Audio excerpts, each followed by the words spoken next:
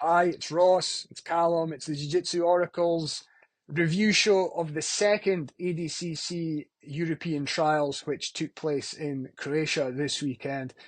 Two big headlines coming out of the event. One, Tommy Langaker won the under 77 kilo division, which we had highlighted as one of the most difficult divisions in any of the trials anywhere in the world. And Taylor Pearman had the breakout performance of the weekend, submitting his way to the under 88 crown.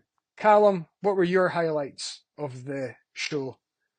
Yeah, definitely Taylor for me. Taylor was one that I was definitely watching out for in that division. We didn't have him as a favourite, we had him as a dark horse, but he did end up coming through and winning the division. Quite interesting the way he won. I think in the last trials we saw a bit more of him on top in his passing. I knew his leg locks were good, but obviously his leg locks are a lot better than I thought they were. Run through the whole division, all six of his submissions coming via heel hook. I think in his post match interview after the final, he kind of said that after the first couple, he kind of felt like he was getting into a groove with the leg lock, and he was like, "I'm just going to keep going with this until it stops working." And he managed to run through the whole division with leg lock, submitting the favourite Adam Warzinski in the semi final, and then another guy that we were kind of surprised to see in the final, Ben Bennett, both guys out of the UK, so submitted him as well in the final. So that was great to see. Yeah, Tommy winning the whole division. Quite cool as well to see in the final four it was three Norwegians. So he fought fellow Norwegian Tarek in the semi-finals as well as Davis Asari in the finals. So yeah, that was great to see. You messaged me after Taylor's match against Wardzinski, who we had uh, listed as the favourite, but I think was fair enough based on his credentials going into the tournament. But you Yeah, were very impressed by how Taylor played that match tactically. yeah. So Adam pulled at the start of the match. We seen Taylor on top for like a little bit, and then he decided just to drop to his butt and allow Adam to come up. I was quite happy, kind of rooting for Taylor that I saw him do that. Taylor's got great passing. He's got really good body lock passing, really good knee cut passing. But I feel like that style, especially, really leads into Adam's game. He's got an amazing butterfly guard, as we know, and really good half guard. And the kind of sweeps that he goes for from there tend to lead him into like landing straight into chest to chest position. So I think if Adam was to get Taylor there, like we've seen Adam get to there on guys like Felipe Andrew, like way heavier than Taylor, um, debatably a lot higher kind of pedigree of a grappler as well, and just completely dominating from there. So I thought if that was going to happen, it would be pretty bad for Taylor. So not to say that Taylor could never pass his guard, but I think it would have been a tall task for him. So I was quite happy to see him go to his bucks. I think his best chance in that match was to catch Adam. Obviously, Taylor he looked everyone in that division, so it's not to say Adam doesn't know what he's doing with the leg lock defense, but he is typically a gi guy, so I think with that being one of Taylor's strengths and Adam being a typically gi guy, he probably is slightly deficient in the leg locks compared to the rest of his game. So I thought that was definitely a good tactic for him to go for in that match. It's just knowing where you are in the match, where there's points, where you can sit down and not concede. So good to do it early. Well, that's the time to do it, isn't it? Before the points come into play, and not in the final, so you don't pick up the penalty point. So a smart move to do it at that time. It leads to a bridge with the 77 division and talking about when and how to score points. One of the favourites for the division was Matej Szczynski. Unsurprisingly, some fantastic leg lock finishes early on in the bracket. But then later on, he ran into two matches, and in both of those matches, there were incidents where he thought he had scored, or he might score, and he didn't. And I think that's huge in ADCC, is knowing when you decisively can score in a match and making sure you get the points on the board, as opposed to parts in a match where you're maybe coming up on top, but you're not doing it from a sweep, so you don't get any points to your name, and then your opponent's in a position where they can sweep you back, and then they can score. So, like I said about Taylor, he did very well to know where he was in the match and when he could sit against Adam and not suffer any consequences. I thought a couple of times with Szczynski, he was in positions where he thought he might be able to score, but it wasn't decisive. he wasn't guaranteed the points, and the points didn't go on the board, and ultimately that cost him in the match that he lost.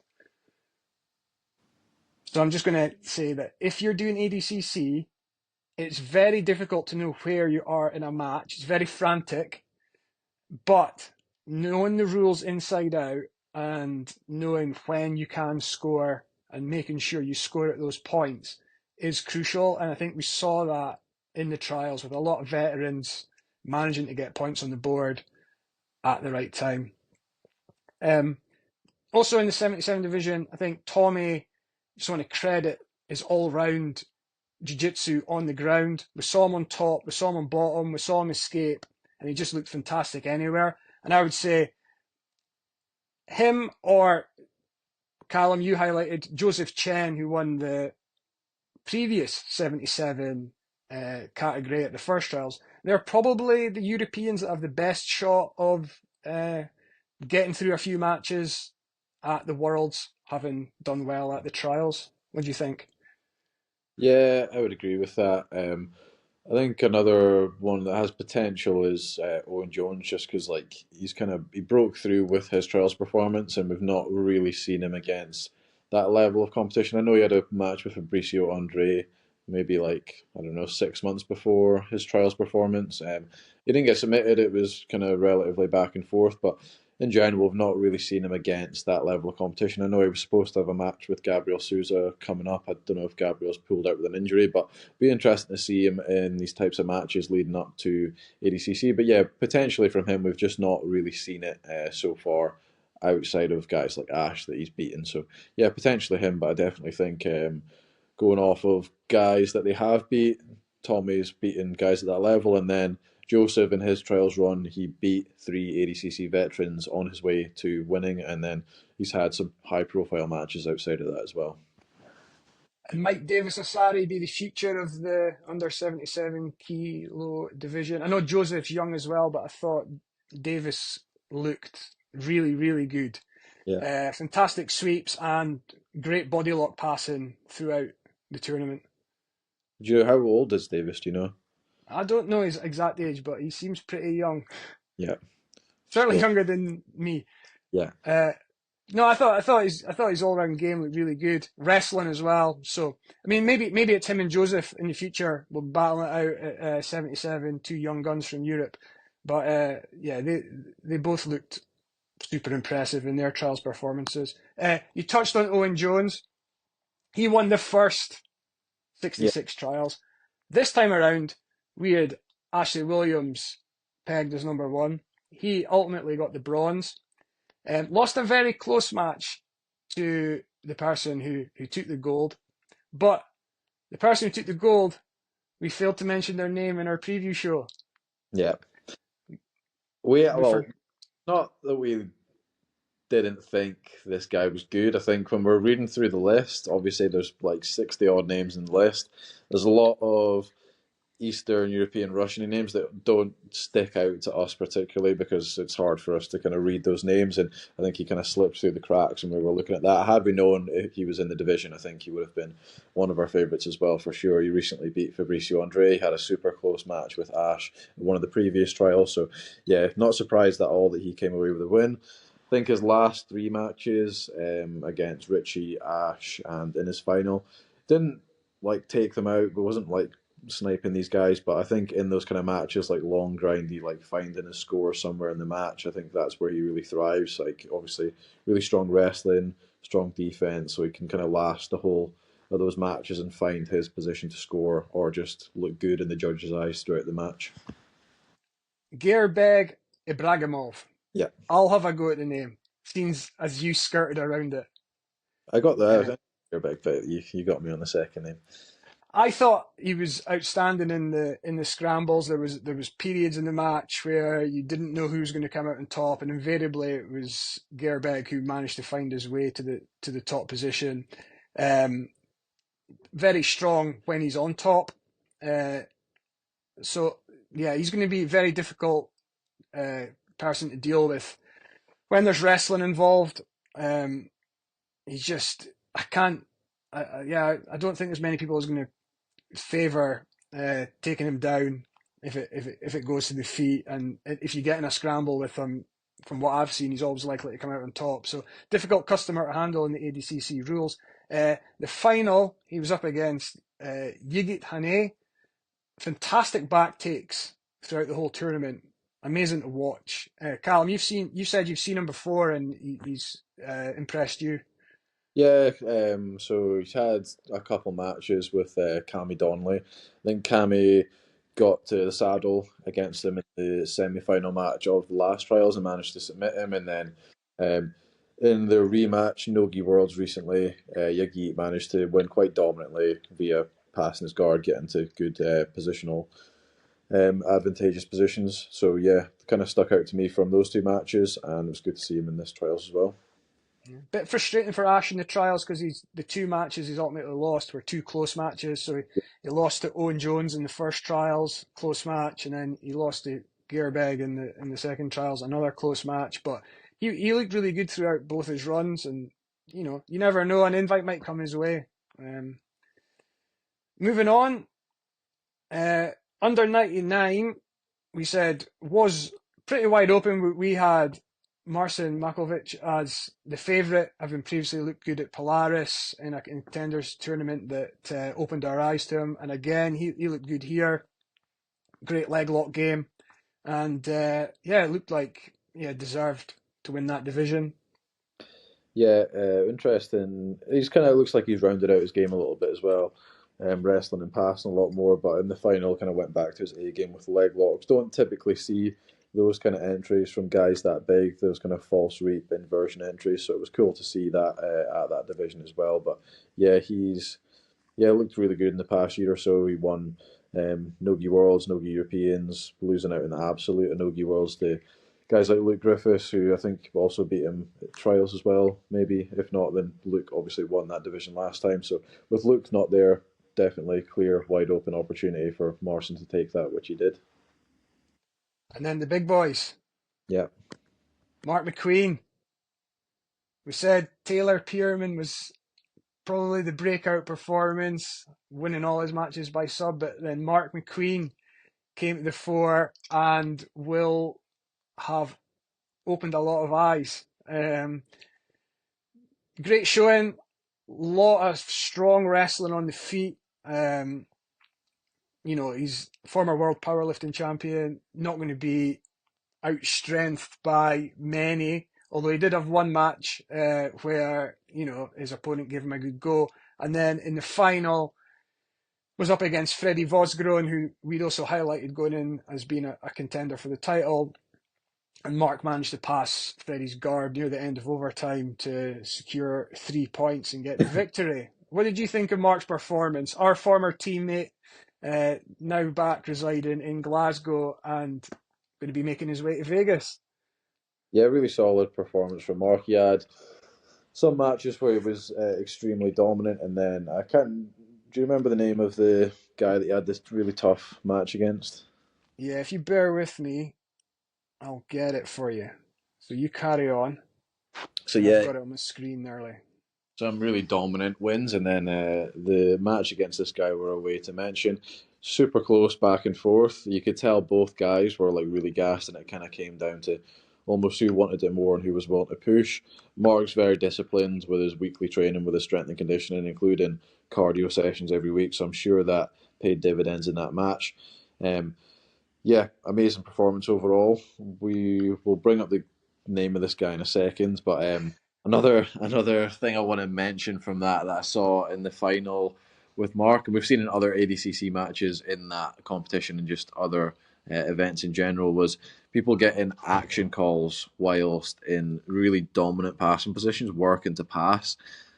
Something that I don't really understand why that's happening. So basically, Mark was in a body lock. He was pretty much constantly moving, constantly working to pass. These kind of positions like chest to chest, half guard, body lock passing, it's not the kind of thing where you can just be like, okay, now I'm going to pass, I'm going to pull my leg out and pass. Like these are the kind of positions that might take you 2-3 minutes to pass someone's guard.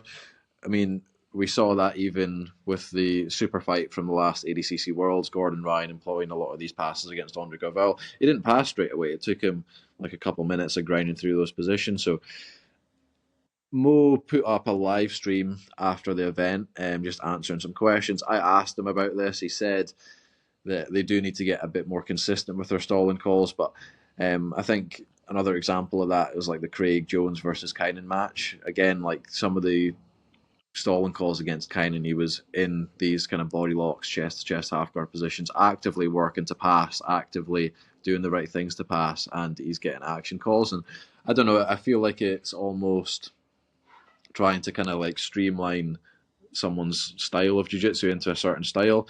I think if you're running a show and the purpose is entertainment, then maybe that's fair enough. But like when you're doing the ADCC championships and the whole reason is to find out who the best grappler in the world is, I think if someone is working to pass, regardless of how slow that's going to take them, we're trying to find out who the best grappler between the two is, not who can woo the crowd. And you see other examples of people doing the opposite, like jumping about, cartwheeling, realistically not actually looking to pass, but they are moving about, and these guys don't get stolen calls. I just find it a bit bizarre, to be honest. Okay, I'll take this in order, right? So first off, the name of the gentleman who Mark MacQueen won a ref decision against in a close match. I think Mark came through in the last minute, and his cardio work that he does really helped him there. Is Francis Pignotti Pana, Yep. Frenchman, and probably the one guy that I saw Mark go up against that had like this, similar physical attributes. Mark tended to have a bit of size on his other opponents, but this guy was big as well. So we had that. The second name you mentioned there, Mo Jassim, for anyone who's not aware, he's the ADCC organizer and often does live streams on Instagram while events are going on, taking questions from viewers. So I mean, it's great to be able to contact him like that. I would say, first off, on the points thing with the ADCC, I find it difficult. I watch a lot of sport, right? And there's not many sports I watch where the points are decided by judges, and then to find out when points are awarded, they just appear on the scoreboard. So you're watching the match, you're thinking, oh, was that a pass? Was that not a pass?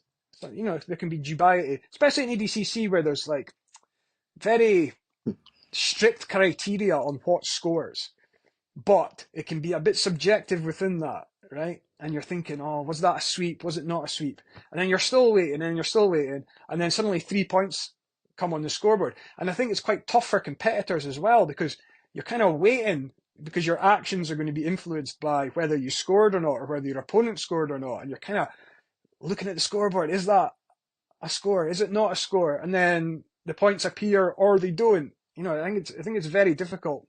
IBJJF, it's the ref in the middle gives out the points, and it's more obvious.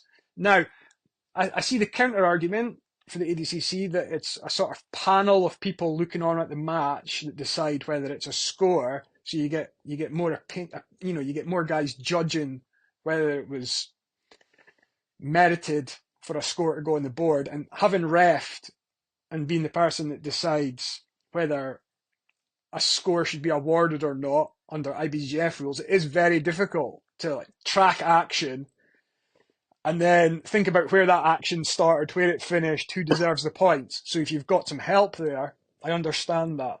But I do think it could be better the way the scores appear. And then the other thing there that you're highlighting, Callum, is that,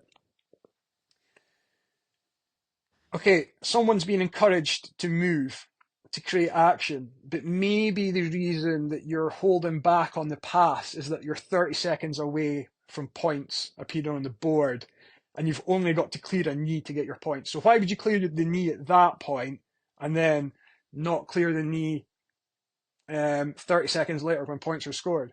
And we saw a match with someone you mentioned before, Cammy Donnelly.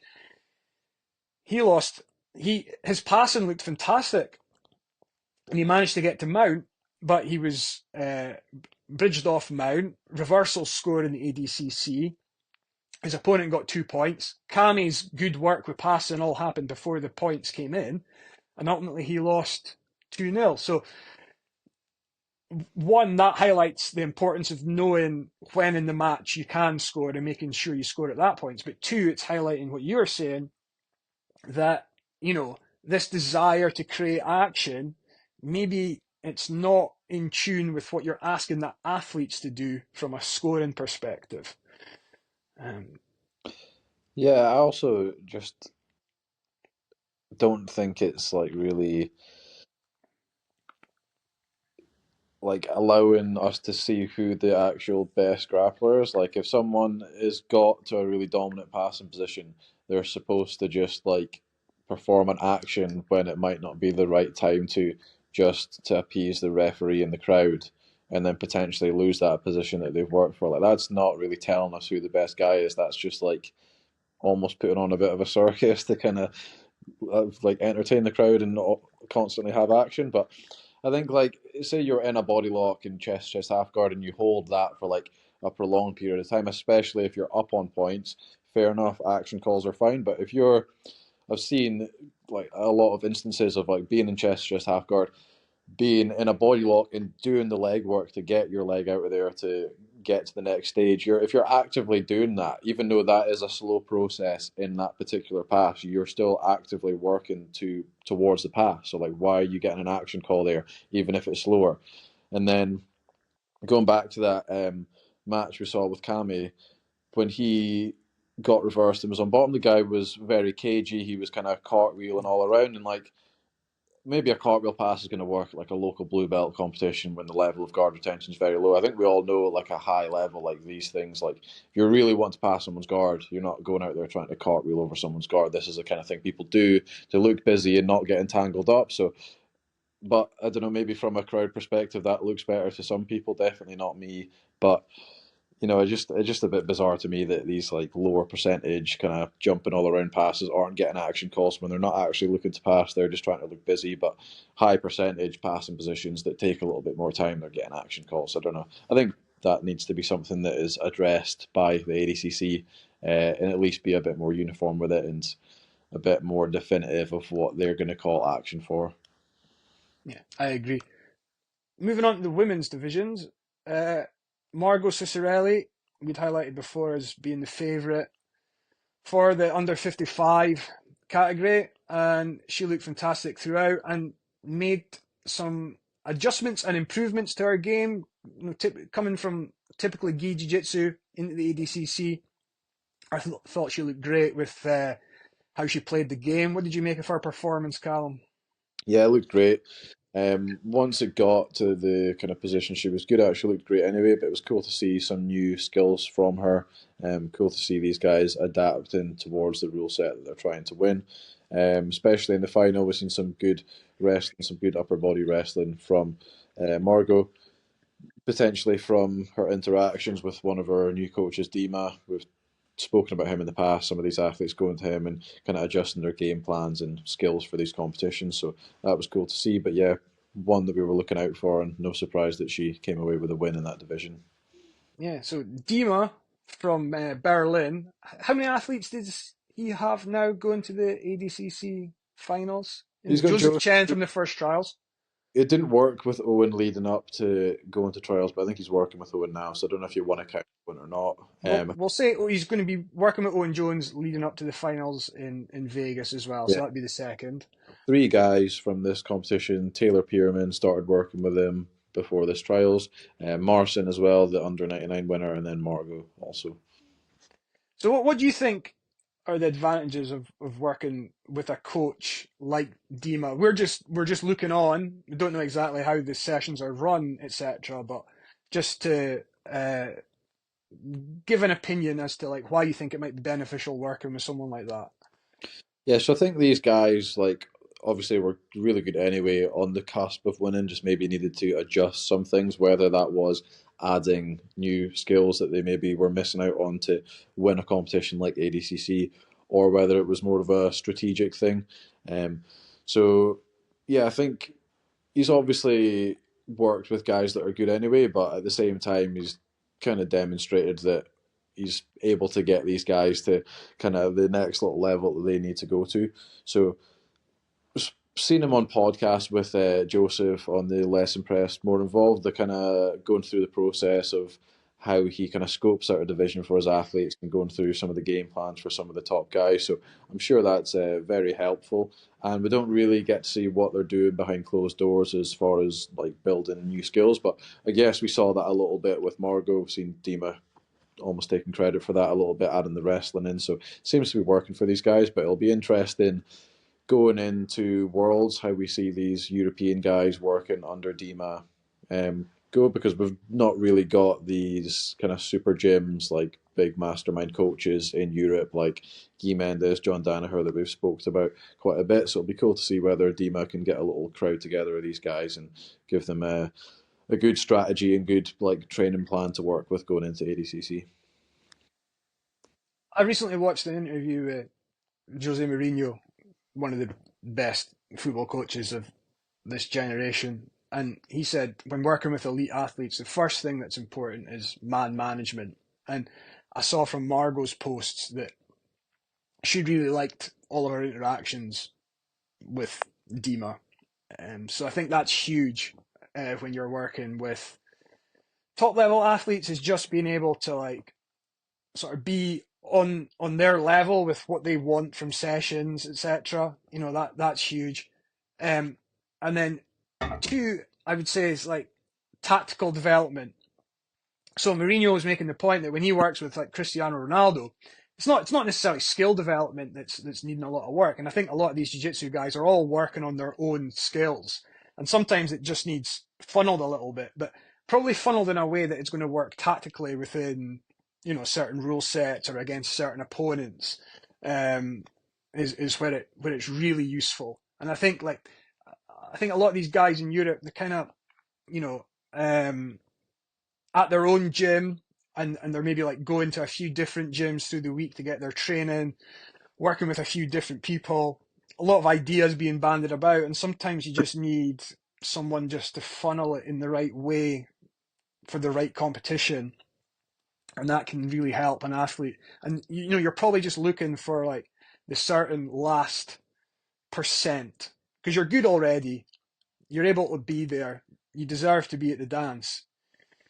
You maybe just need to improve a couple of little things to get over the final hurdles against guys who are also very, very good. So it is good to see, and I think it's something we might see more of in Europe as um, you know, you see a lot of these guys that have come through trials, they're all training at different places. Like you highlighted, there's no like one super gym in London, for example, where just everyone's at. So if you're all at different places, maybe it's a good idea to meet up once in a while and with a coach and with other good training partners and get some pointers in the right direction. I think maybe, just off the top of my head, maybe that's why the Norwegians have done so well, because you've had this group of guys that have been able to interact with each other, like Tommy Langaker, Tarek Hopsock, Espen Mathisen. You know, I'm sure that's really helped all of them. And then you've got other guys in and around Scandinavia, you know, like Max Lindblad's putting on the camps, best practice, and you're getting these guys all coming together. It's huge. And I think like if you've just got like, you know, one mastermind steering it as well, I think that will make a big difference. So yeah, on all that, Margot Cicerelli looked really impressive, following up her good run at the IBJJF Euros by winning the under 55 category at the ADCC Euro Trials. Under 65, Aurelie Laverne from Six Blades took the title. I thought she looked pretty dominant throughout. A lot of points wins by quite a wide margin and some submissions as well. Calum, what did you think of her game on the day? Yeah, I wasn't super familiar with her before the trials, but very impressed with her performance. Looked pretty good overall. Strong got, she got on top, like you say, very dominant. Seemed like she was in complete control when she was on top, passing multiple times, racking up plenty of points. So yeah, pretty impressed with her. Be looking forward to seeing her in Worlds. Yeah, and then over 65, another pick from the Oracle. Nia Blackman won the division. You said before, I'd been impressed by her performances at purple and brown belt. Guy in particular is where I'd seen her do well. But she came through the division in the final, tremendous grit, stuck in a deep triangle choke at one point, but managed to get back on top. Her top game looked good, so great. And I think like a great trials for the UK has to be said. We're based in Scotland, so obviously like we're looking out for all the UK guys, but it's good to see some names from this island coming to the fore. And for a while it was other countries that were like making waves in the European trials, but now there's a real threat from the UK in quite a lot of divisions to win the Yeah, title.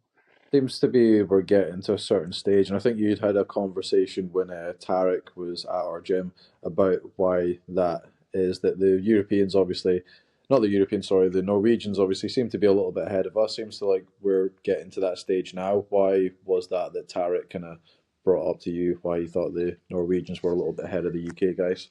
Yeah, so I'll do my best to remember the conversation. But the theory was basically that Norway was essentially a generation or two ahead of the UK. So think about like when jiu-jitsu came to be in the UK, and who was at the forefront of coaching it, guys like Mauricio Gomez. They then produced their first generation of black belts. Now, a lot of guys in that generation of black belts were a bit older. They'd been through other martial arts, and then eventually like jiu-jitsu came to these shores, and they got into Brazilian jiu-jitsu. They started progressing up the ranks. By the time they got their black belts, they may be in their 40s. So, not in their athletic prime anymore, right?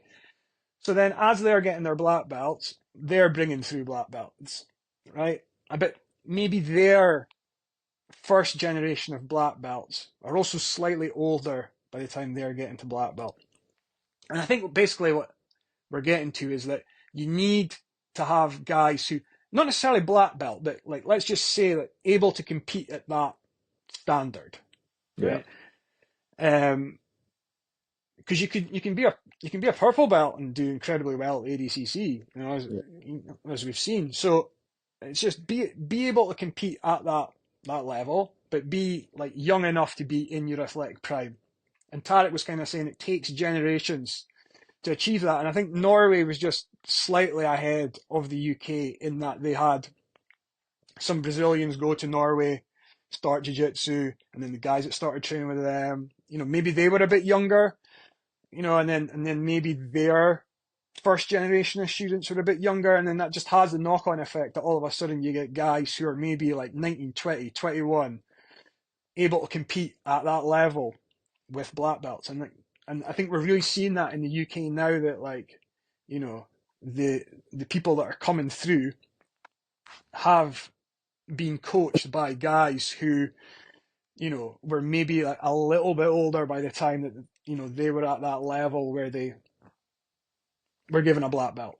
But now you've got guys in their prime, young guys like Owen Jones, you know, Taylor Pearman's young, you know, these guys, but they've been helped by the strides that were made by people before them. It's just happened in UK, maybe like a little bit later. And I think like we're in Scotland, I think it's happened in Scotland later than it did in England and it did in Wales. But now we're starting to see guys like Mark MacQueen and Cammy Donnelly and Shay Montague, able to compete at this elite level.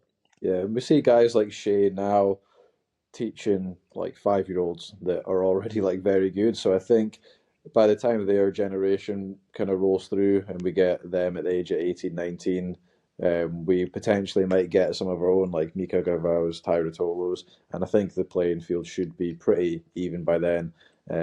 Obviously, not including the difference in population between a country like ours and Brazil's, but just as far as like opportunity, training under good guys from a young age, I think by the next generation rolls around, we should be pretty even as far as that is concerned.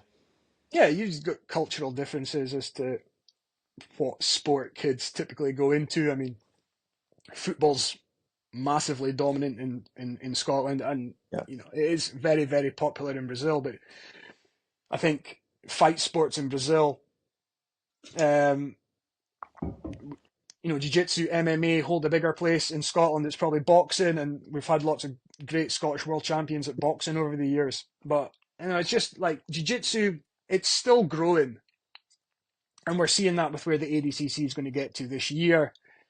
It'll be the biggest ever spectator event, the finals. So jiu-jitsu is still growing around the world.